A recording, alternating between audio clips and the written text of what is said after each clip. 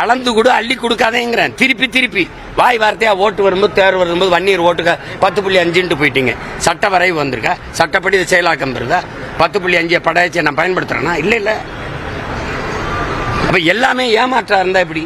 அப்ப சமூக நீதி ஏன் பேசுறீங்க? ஏன் சாதி வாரி கணக்கெடுப்பு உடனத்தவன் கர்நாடக மாநிலத்துக்கு இதே காங்கிரஸ்கார சீதாராமையா எடுக்கிறாரு இல்லையா?